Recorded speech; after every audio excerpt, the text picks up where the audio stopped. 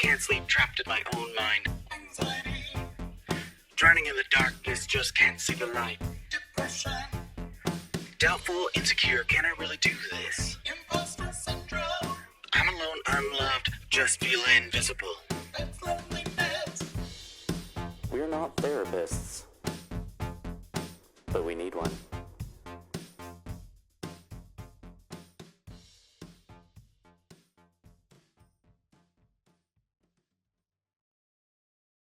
Hello, and welcome to We're Not Therapists, but we need one.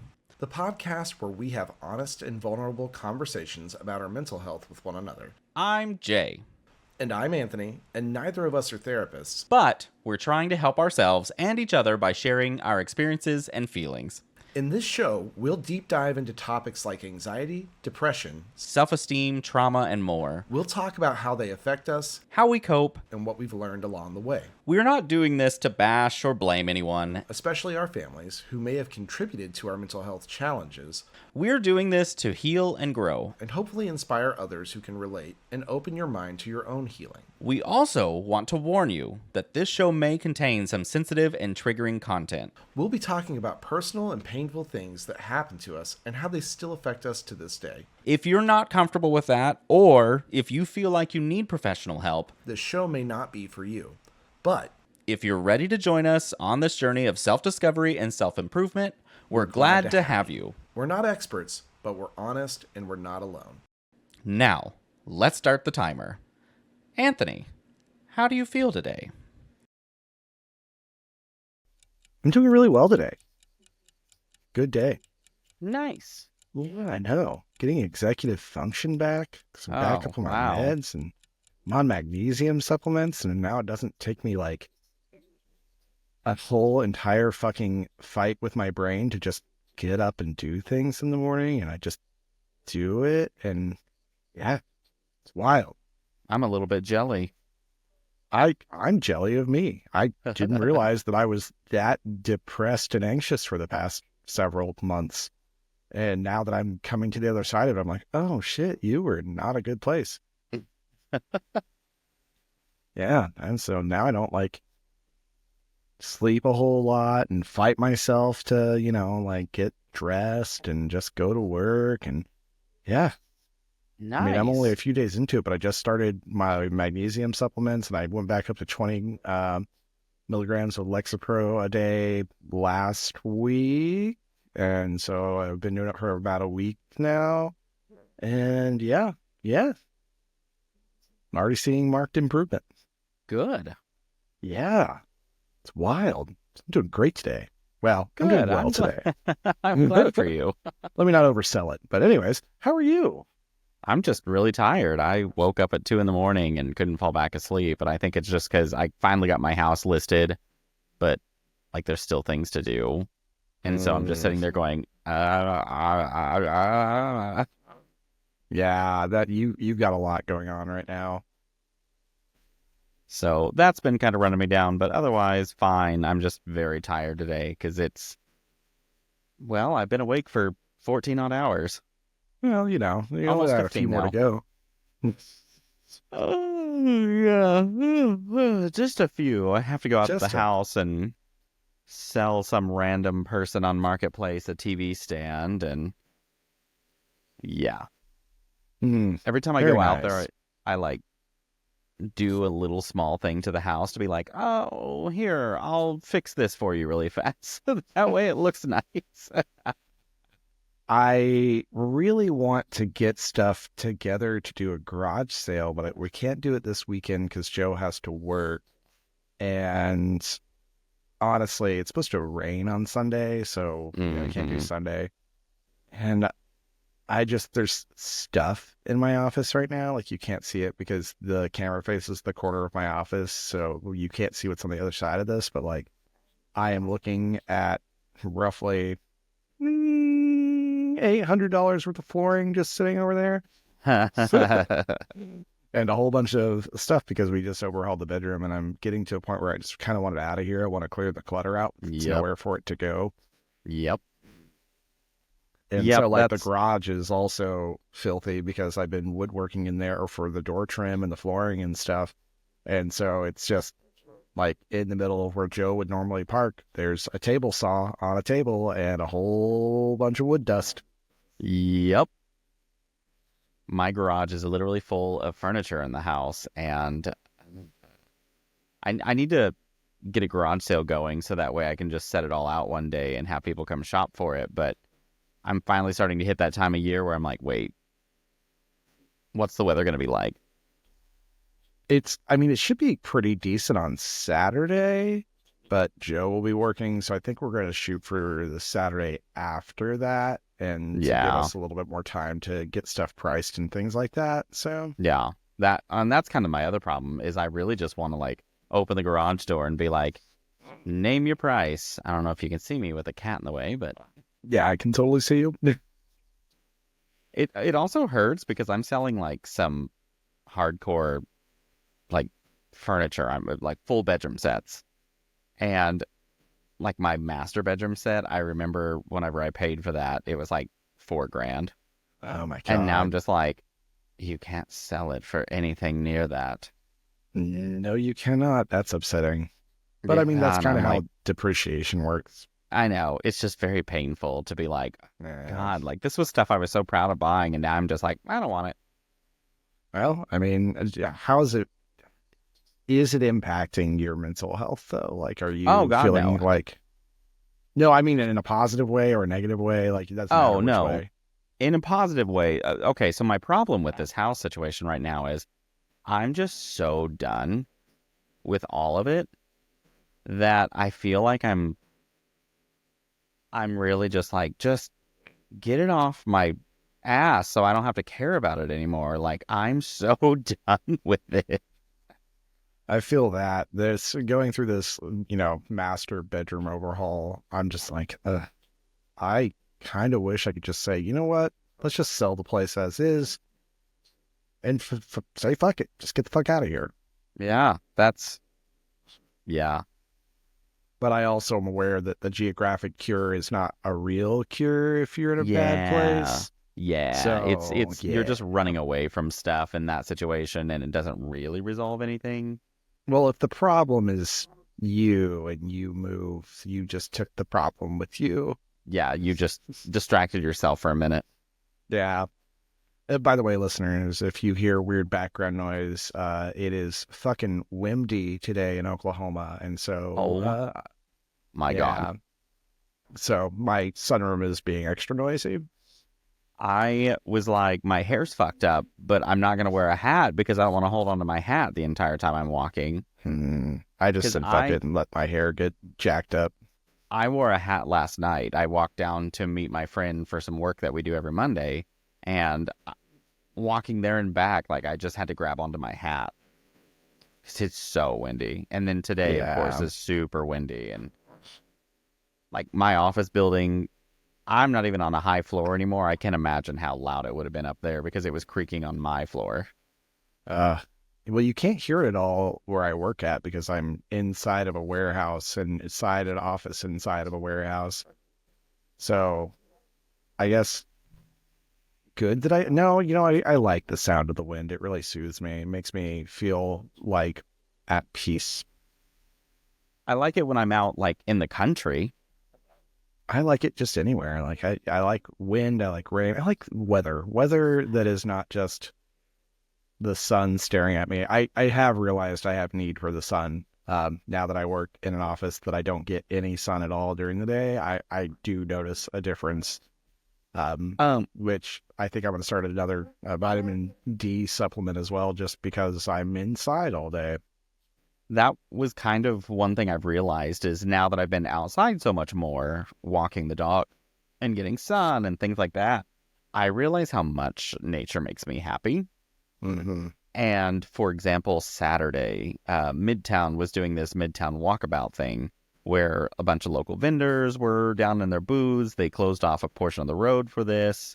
And so I took my dog out and walked like most of the day outside and sat on patios and had beers. And my friends came and joined with their dog. And so we just walked our dog, looked around, and it was nice to be out in the sun and not be scorched by it. Yeah. And like Saturday probably is the happiest I have felt in quite a long time, because it was just so enjoyable.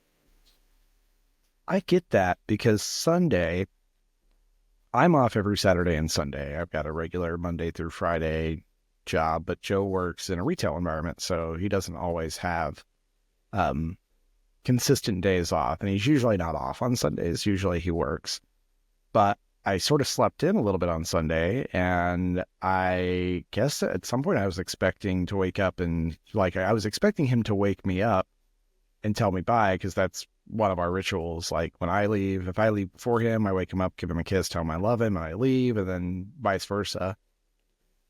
And I just woke up to him cuddling me, and I looked at my phone, and I was like, it is 9:40. If he is not at work, he is either called out of work and I didn't know it, or he's late and he's going to freak the fuck out. And so I was like, did you call out of work? He was like, yeah, I took the day off so we could spend the day together and work on the house and do this stuff. I was like, oh my God, thank you.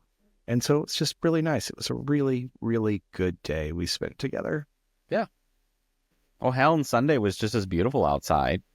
Although Sunday I was also very, very dead tired because Saturday night I had a Halloween party that, yeah.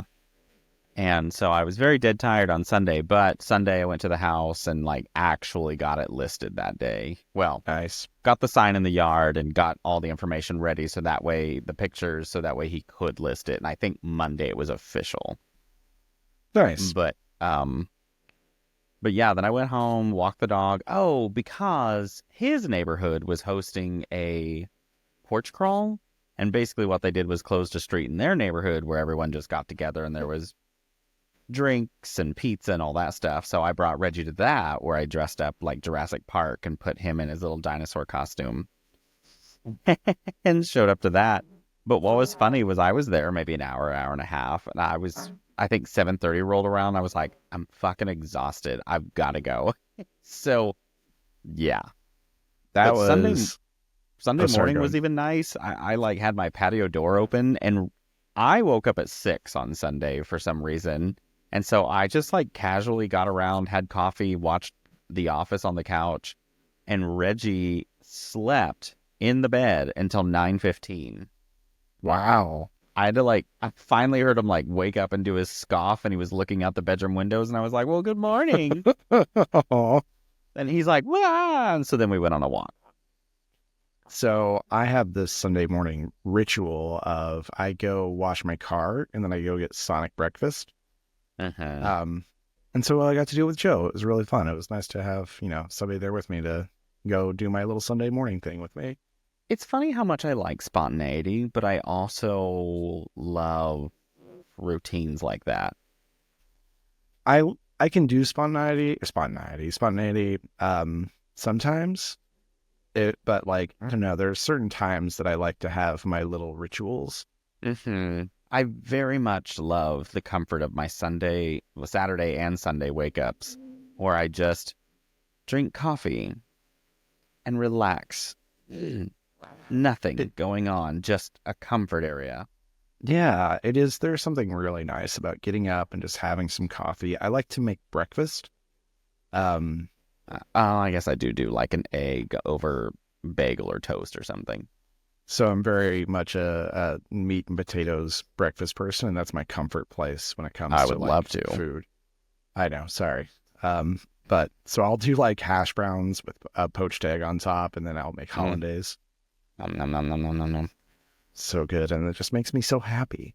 I'll normally But- pull out lately I've been pulling out a bagel, and then I'll do one egg over half of it, and then I'll do cream cheese or jelly on the other half, so it feels like I got breakfast and dessert. Oh my God. I've never understood the breakfast mashup where you put jelly on things that are savory. My great grandfather did it, and it always stressed me out to watch him mash all his food up and put it all together. And I was just like, no, that's not right. So I normally do cream cheese, but Cream cheese is more acceptable. It's the jelly that throws me off. Oh well, I don't put them together. It's like I eat the egg over the half bagel, and then I eat the other half of the bagel with jelly or cream cheese on it. So I guess it's not like I'm combining it into a sandwich. I don't know how to explain it, but I was doing jelly for a bit there because my cream cheese had gone bad and I kept forgetting to buy more. So I was like, well, this will do. I need the sugar. Yeah, I think the thing that started to get me to notice that I was really actually in depression was I stopped cooking. Like I just Mhm. didn't want to do it anymore. Yeah. And I love cooking. And yeah, I noticed it and I was just like, I just want to do it. We've got food in the house. We'll just heat something up. Just something super simple. And all the warning signs were there. And I see a therapist every like 2 or 3 weeks. I've been doing therapy for 5 years now. I did that intensive outpatient therapy for 5 straight weeks. I see a psychiatrist, like I do the whole nine. And I still didn't realize that it was Yeah, happening. same. And it's just so crazy because you would think I know the warning signs, but it crept up so gradually that I had no idea. Yeah. I mean, I get it. I was always a gardener and I loved it. And then I really just kind of let all my flower beds and everything just, like, my house never looked completely unkept, but I just didn't care, especially the last couple years or so. And getting this house prepared and having to hire people to come in and just do stuff because I don't want to do it. I was just like, yeah, this was problematic. And so I'm just like, I think I need out of the rut that this life out here has just put me into. Yeah. Yeah. And I feel like we're sort of in that same boat where things have fallen into such a regular cadence that it feels like, are we just going to do this every week for forever? Yeah. Type situation. And that's a little daunting. And I think I've said before that I feel like I'm having a midlife crisis. I still think I am. I haven't figured out what to do about that. Like, I don't really know what to do to get myself feeling like there's actually a point to keeping doing things. Like, I'm not sad. I'm not feeling like, don't misunderstand. I'm not having like suicidal thoughts, but right. It's just tough to sit there and think about, like, is it just this? Like, I'm just going to go to work for somebody else every day until I either get to retire or don't get to retire because Social Security won't exist whenever I get to that age. And yep. Yeah, like what's the thing? What's the point? So sometimes I get that way, and then I try to work on passion projects like writing, and then man, that gives me a little anxiety too. So like, what if I do this and it doesn't work out, and then I'm just fucking failure, and then I really am stuck doing this all like every day for the rest of my fucking life. And yeah, it's definitely that the thought loop, that vicious thought cycle of, one thing bleeds into another, bleeds into another, bleeds back into the first thing. And so I'm trying to find the things that I've been ignoring that bring me joy. And what's really funny is I've noticed that I love whenever I'm like, for example, this last week's podcast for our other show, that commercial. I enjoyed that. I liked that one. I enjoyed making that one. I enjoyed the creativity behind it. And I'm like, maybe I should lean into this somehow more. I just don't know what direction to go with it yet, but I catch myself enjoying whenever I make something really good. And it does make a difference to like feel like it's good, to know it's good. Because that made me like scroll through a lot of our other commercials this week and kind of just reminisce on them. And you can tell the weeks that I'm just like, I can't grasp my creativity. I didn't like it. But then you would hit another one that I'm like, that was a really fucking good one. As an outsider in this situation, I can't really tell if you're having a bad week because I mean, unless you say so as far as the commercials are concerned, because they always feel very well put together to me. But I think that also just speaks to you being really good at putting on the face when you need to put on the face. I do have the customer service face. Yeah. And I have noticed that I have not been doing it very well at work. And that was why I eventually like made the decision to like go back up on my medicine. Was one, the anxiety attacks I was having, but then also I just knew I felt off. Like I was not getting my work done the way that I usually do. I wasn't on top of things. And that's very unlike me. And Yeah. I feel like like today I was all over it. And then my boss asked me for something like right at the very end of the day. And it didn't bother me whatsoever. I was just like, oh, I'll just knock it out real quick. I'll just get it done. Yeah. And I'm still that kind would of have that felt way at like a work. fucking hurdle like 2 or 3 weeks ago. Yeah, I debate if I need to up my Wellbutrin just to survive work because I still feel that bleh at work. But Yeah. outside of work, I'm fine. Weekends, I'm great. Yeah, so that's it's a little different because I'm still new-ish to my work. I've only been doing it for like a year and a half. And you've been with your company for what, 13 years? 13 and a half. Ooh, I thought it was so close. Good for me. Yeah, you did really well. Thanks. We talk about it a lot. Thanks. Something was bound to stick. I've used the number a lot because I'm just like, oh my God. But yeah, so I think that also helps, and that my job just doesn't tax me very much at all. Like I was a little perturbed with this because my boss was asking me about some information that I had already provided, not to him, but to somebody else, because they were concerned that the information wasn't accurate. And so he sent me, because I was like, well, can you send me what it is they're questioning so I can look at it and see if I was wrong? Because I'd be curious to know if I was and where I went wrong at. Which the fact that it didn't spin me into a whole fucking spiral was a huge win. Because usually when I have like things that I think I failed at, my brain just goes right down the crap hole Oh, no. immediately. Because I fear failure. I fear failing people, and it just didn't even faze me. And so he sent it over to me, and I was like, this seems weird. And so I looked at it, and I was like, that is not inaccurate. That's real information. So I don't know how I can... If it comes down to your feelings, I can't really solve the problem. Yeah, that's a resolution for you. Yeah, that needs to be a you thing. Because there's no reason that I've given you to mistrust the numbers. So if it feels wrong, but it's right, it's still right. Yeah. It's not, I'm not giving you like abject information. It's just numbers, man. Yeah, like I can understand a gut feeling, but when you've also got statistics beside it, like, is this like a scenario the numbers where are your there, gut matters? like yeah. So, and it was funny because I ended up calling the guy who was like, it wasn't that he didn't trust the numbers. It's just that he felt like he didn't get all the right information. And so I called him to see what I could clarify for him.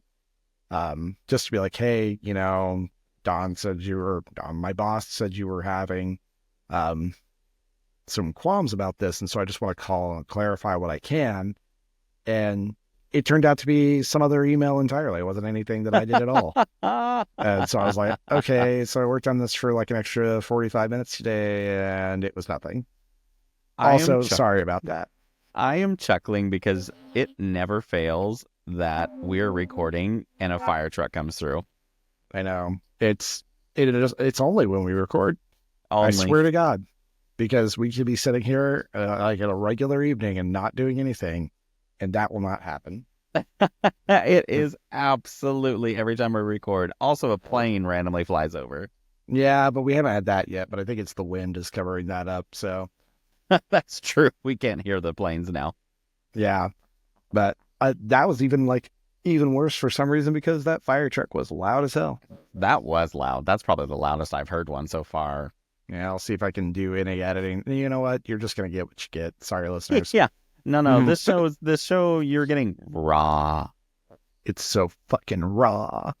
Um, but yeah, so it was, I think I'm on the uptick, and I'm a little cautious that I'm on the uptick as Same. well, because that makes me like afraid. But at the same time, I don't know. I think maybe I just need to embrace it and be like, you know Yeah, what? It's okay. that Things are fine. that's kind of what I'm doing. Like I'm like, all right, we're about to hit the depression season anyway, so maybe I should grasp onto this as much as I can. Yeah. No, well, so that's the thing is winter and fall for me are usually my happier season. I hate I'm summer.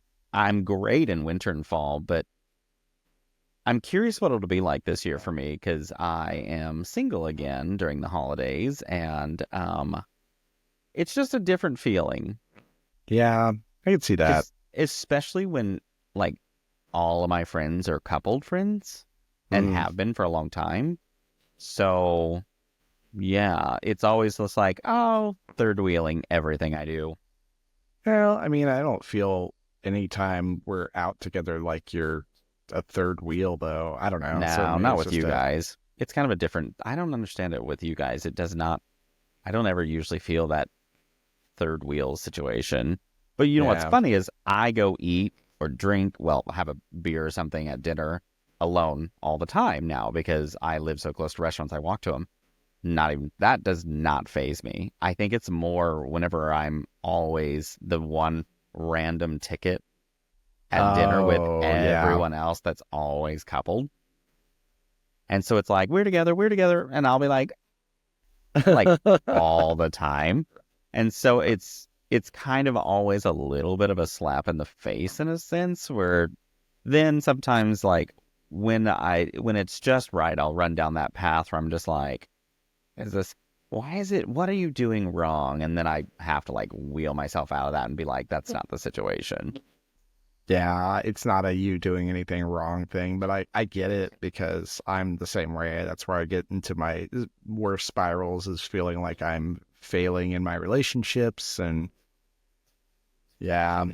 My And Joe and I had like a little, not like a fight, but we were just in a weird little low spot recently, and it fucked me up so hard, and I didn't realize how badly it was going to fuck me up mentally, but it just put me on edge every day because I was just like, I don't know what to do. I don't know what to do. I don't know what to do. And I have no idea how to solve the problem.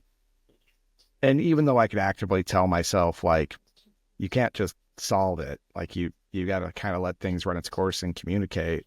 So it's really all you can do. And actively, I know that, but my brain was like, no, solve it, fix it, and would not stop. my therapist will always, whenever I talk about it, whenever I ruminate on those things, she'll be like, well, whose voice is it? And I remember the first time I was always like, it's mine, it's me. And she's like, no, think a little harder. And I'm like, oh, I guess it is kind of like mom shit.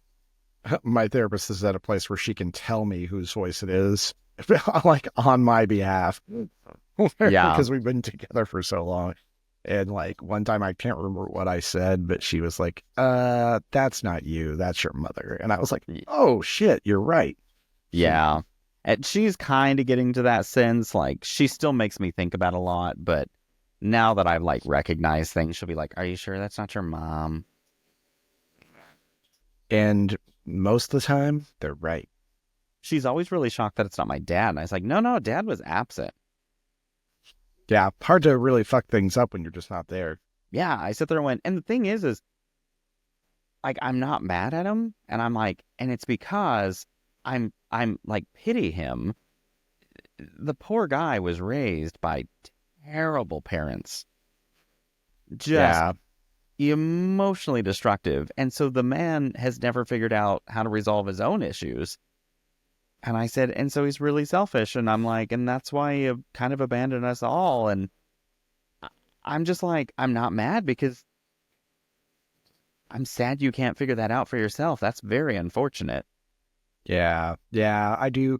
I'm getting to a point with my dad because I've been a little bitter with him for a good while where I just kind of do feel bad for him sometimes because he really coins himself as this like free thinker, but he just lacks so much emotional intelligence with certain things. Yeah. And Same. I worry that he's so stubborn about learning or thinking that he knows so much that there's no room there to learn because he just thinks he's already got it all. Well, and it's for me, I'm like watching it and I'm like, okay, I get it. You're getting more in touch with yourself in a sense. I don't feel like you are truly finding why you are the way you are. Mm-hmm. You're just finding a little bit more of a, how do I explain? I don't know really how to explain it. I just feel like he's being more aware that not everybody thinks alike. So he's grasping a little bit of it, but he's Scratching dodging the surface. himself still. Yeah. He's seeing his surroundings differently, but not himself, I don't feel like. I feel like, though, that generation specifically has a really difficult time with introspection because they were raised to believe that if you have to question whether or not, like, you're right, or if you have to, like, inspect yourself that way, that you've done something wrong. Yeah. And so it's harder for them, whereas we have been raised differently. Like, we do have the advantage there because we can question ourselves without feeling like we've got some moral failing. Yeah. And I love questioning myself now. I love questioning why. Why am I in this? Why am I thinking this way? Like, why is my reaction this? Why am I upset about this? I like knowing those things. Yeah, I'm the same way. But someday I would like to not have to worry about that. Yes. The biggest problem is not understanding why it just doesn't feel like you, God, I'm just dragging on too long here, but it just does. It just doesn't feel like you, I'm going to have to overpay on this, this session. It just doesn't feel like you really ever will figure it out. That's what I'm trying to say, I guess. Like, it always feels like you're chasing it. It's the tangled Christmas lights that'll never get untangled, but yep. We'll talk more about that next week. Yes. Here's 5. And we're out of time. Thank you for joining us today on our show. As you can see, therapy is not always easy, but it can be very rewarding and healing. If you want to follow our journey and see how we progress, tune in next episode for the continuation of We're Not Therapists, but We Need One. Join us on our socials, TikTok, Facebook, Threads, and Instagram, and email us at nopenotttherapists@gmail.com. That's NOPENOTTHERAPISTS We would love to hear your thoughts on our journey, or any questions you have that we can help answer. Until then, stay safe. Mental health is a serious and important issue that affects millions of people around the world. If you or someone you know is struggling with depression, anxiety, trauma, or have any other mental health conditions, you're not alone, and there is help available. You don't have to suffer in silence or feel ashamed of your feelings. There are many resources and support networks that can help you cope and heal. Here are just a few. The Crisis Text Line, which is a 24/7 service that connects you to trained crisis counselors who can help you with any type of emotional crisis. You can text HOME to 741-741 in the US or Canada, or 85258 in the UK, or 50808 in Ireland. You can also visit crisistextline.org for more information. The National Suicide Prevention Lifeline, which is a 24/7 service that provides free and confidential support for people in distress, as well as prevention and crisis resources. You can call them at 1-800-273-8255 or chat online at suicidepreventionlifeline.org. The Headspace app, which is a meditation and mindfulness app that can help you reduce stress, improve your mood, and enhance your well-being. The app offers guided meditations, breathing exercises, sleep sounds, and other tools that can help you relax and cope with your emotions. You can download the app for free and try it for 10 days or subscribe for unlimited access to all features. You can find the app on the App Store or Google Play, or visit headspace.com for more information. These are just some of the resources that we have found helpful, but there are many more out there that can suit your needs or preferences. The most important thing is to reach out for help when you need it, and to know that you are not alone. Mental health is not a weakness, but a strength, and taking care of it is one of the best things you can do for yourself and your loved ones. Until next time,